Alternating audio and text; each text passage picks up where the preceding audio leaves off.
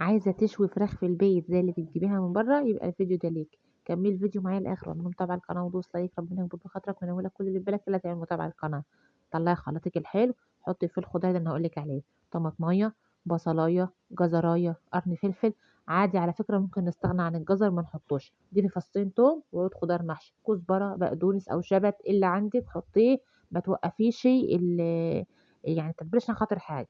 طبعًا ضيفي بهاراتِك بقى، شوية بهارات فراخ، شوية اللي عندِك حطّيه، اللي بتفضّليه في الأكل حطّيه، بس طبعًا الأساسي الملح والفلفل الأسود، ده أساسي في الفراخ.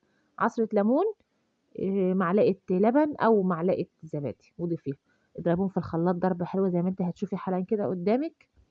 طبعًا حطيت البصل الأخضر ده عشان خاطر أنا البصل بتاعي طلع يا جماعة اللي هو زرّع، البصل بتاعي كلّه زرّع، فطبعًا مش هنوقّفها هنفرمه هيدّي نفس الطعم ونفس التيست بتاع البصل.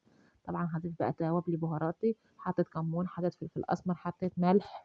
ضيفي البهارات اللي أنتِ بتحبيها ما توقّفيش عشان خاطر حاجة، أهم حاجة الملح والفلفل الأسود.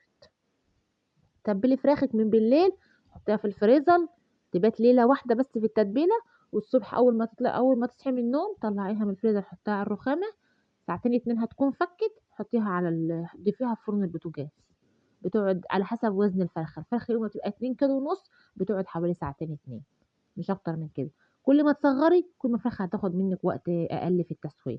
طبعًا فرختي كيلو ونُص بالضبط، يعني أنا رُحت أجيب لقيت أصلًا كل الأوزان صغيّرة كده، طبعًا هي جاية كيلو ونُص بالضبط، وأنا كان عندي كمان نُص فرخة فقُلت أطلّعه أتبّله، بحيث إن هو يبقى مركون عندي يعني إيه لأي وقت عايزة إيه أحُط أشويه فيه، أعمله على صينية بطاطس. وعلى فكرة ده مش شرط إن أنتِ تشويها بس كده لأ، ممكن تقطّعي تحتها بطاطس، ممكن تضيفيها لوحدها، ممكن تحطيها على عين بوتاجاز تاخد تشويحة وبعدين تضيفيها في الفرن. اعملي هتاكلي أحلى فراخ مشوية juicy وطعمها زي الفل. شايفين الحلاوة؟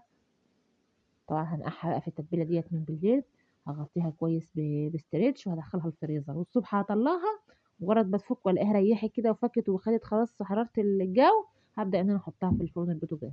ساعة واحدة، أنا طبعًا فرختي صغيّرة، طبعًا هي باينة خلاص في التصوير إنها صغيّرة خالص أهيّة، هي كيلو ونُص، هتقعد ساعة واحدة في الفرن، هتاكلي أحلى فراخ مشوية ممكن تاكليها في حياتِك. فرنِك عالي ولّعي من تحت بس، فرنِك هادي زي فرني ولّعي من تحت ومن فوق، وبألف هنا وشفا.